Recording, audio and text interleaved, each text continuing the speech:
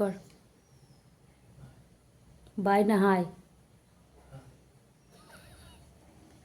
Hanuman Mitali question আনসারটা প্রথম দিবি, তার আগে আমাকে কবিতাটা দে, মুখস্থ যতটা হয়েছে।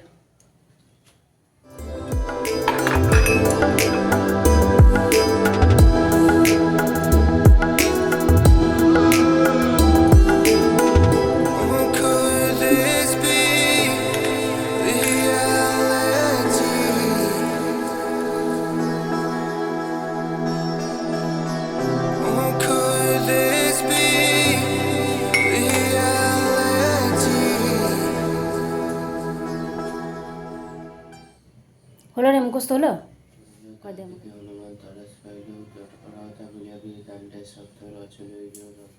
High, welcome back to my channel. আশা করি যে যেখানে আছো ভালো আছো, সুস্থ আছো। বড় দেখে প্রণাম, ছোটো দেখে ভালোবাসা জানি। আজকের ব্লগটা শুরু করছি রান্নাঘর থেকে।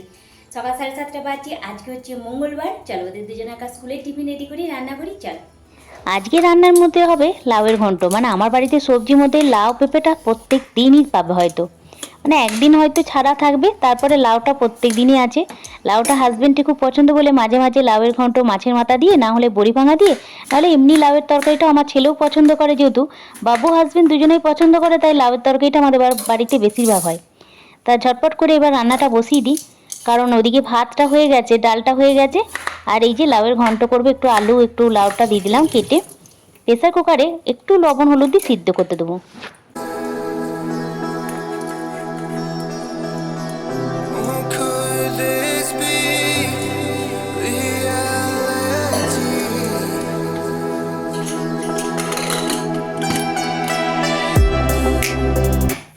সকালে সব বাসি কাজ একা হাতে সেরে নেওয়ার পর, স্নান টান করে কাপড় জামা কেচে এসে ঠাকুরকে ফুল জল দেওয়ার পর, ছেলের একটু পড়া ধরার পর চা খেয়ে, মানে চাটা খাওয়ার পরে ছেলে পড়াটা ধরে দিয়ে রান্নাঘরে ঢুকলাম।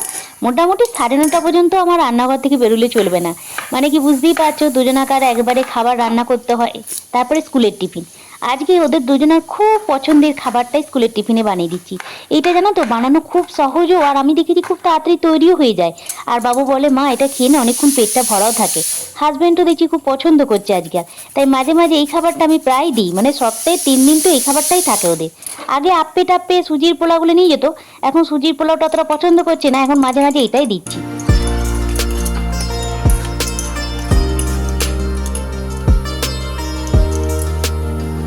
আর এটা জানো তো হাতের কাছে থাকা কয়েকটি উপকরণ দিয়ে তাড়াতাড়ি তৈরিও হয়ে যায় সকালবেলায়।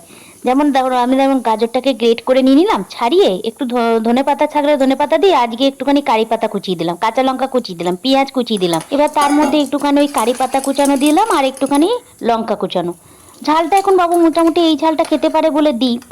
আর ওই তোমার মশলার মধ্যে লবণ, হলুদ, ধনিয়া গুঁড়ো, একটুখানি ভাজা জিরে গুঁড়ো, একটু লঙ্কার গুঁড়ো দিয়েছি, অনেক সময় গোলমরিচ গুঁড়োও দিই। ব্যাস এইগুলো দিয়ে জল দিয়ে ডিমটা দিয়ে ভালো করে ফেটিয়ে নিলাম। একটাই ডিম দিয়েছি প্রথমে, দিয়ে তারপর ভালো করে ফেটিয়ে বাইন্ডিংয়ের জন্য না আমি ময়দা দিইনি, এখানে আমি গমের আটা আর দিয়েছি তোমার বেসন। আটা আর বেসন দিয়ে করলে না এটা খুব ভালো হয়, জানো তো, যাকে বলে লিকুইড ডিম পরোটা বলে এটা। আর এটা এতটা পছন্দ করে, মাঝে মাঝে ওর বন্ধুদের জন্য বিশেষ করে আমাকে দিতে হয় বেশি করে। বাবুর স্কুলের জন্য, হাজব্যান্ডের স্কুলের জন্য, দুজনাকে একটু বেশি করে দিতে হয়, কারণ ও হাজব্যান্ড ওর কলিগের সঙ্গে হয়তো শেয়ার করে খেলো, বাবু ওর বন্ধুদের সঙ্গে শেয়ার করে খেলো, সেই জন্য এই জিনিসটা দিলে আমাকে বলেই দেয় যে একটু বেশি করে বানাবে। তাই এই যে দুজনাকার এই টিফিন রেডি করছি। আর লাস্টে একটা ডিম ভেঙে দিয়ে দিয়েছিলাম, মানে দুটো ডিমে একটা গাজরে আর এই একটা ছোটো দেখে পেঁয়াজ কুচি দিয়েছিলাম। ব্যাস এরপর মশলা যেগুলো দিই সেগুলো দিয়েছি। 1/2 কাপ আটা আর 1/2 কাপ বেসন দিয়েছি।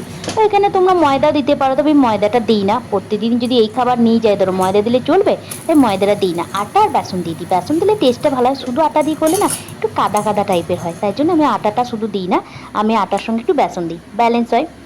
দেখো ওইদিকে এটা একটু ধোসার মতো দিয়ে না একদম লো ফ্লেমে রেখে দিলাম। আর ওটা তেল অতটা লাগে না, খুব অল্প তেলই হয়ে যায়। এদিকে আমার রান্নাও চৌচৌরা খেয়ে যাবে বলে পুনকা শাক ভাজি, একটু পোস্ত দিয়ে দিলাম। একটু গোটা পোস্ত পুনকা শাকের মধ্যে দিলে না আমার মা দেখলাম দিত, বাদাম কুচানো, ভাজা বাদাম, চিনাবাদাম আর একটু পোস্ত, খুব সুন্দর টেস্ট লাগতো। ভাজা বাদাম দিত পুনকা শাকটা খুব ভালো লাগে। তাই মাঝে মাঝে একটু পোস্ত আর একটুখানি ওই তোমার বাদাম ভাজা দিই, খেতে খুব ভালো হয়। মোটামুটি রান্নাটা শেষের দিকেই। ডালটা তো আমি খুব একটা বেশি পছন্দ হয় না, অল্প করে ওদের জন্য করেছি। আর এইদিকে দেখো আমার ডিম পরোটাগুলো রেডি হয়ে গেছে, এই যে রোল করে দিয়েছি। অনেক সময় ভেতরে একটু শশাও দিয়ে দিই, তা আজকের এই স্কুলের টিফিন রেডি হয়ে গেল। ওরা যাওয়ার সময় সেরকম ভিডিও ক্যামেরা অন করতে পারেনি। ভিডিও তাহলে এখানেই শেষ করছি, আমারও খাবার বেড়ে নিয়েছি। আজ তাহলে এখানেই, ভালো থেকো, সুস্থ থেকো, বাই।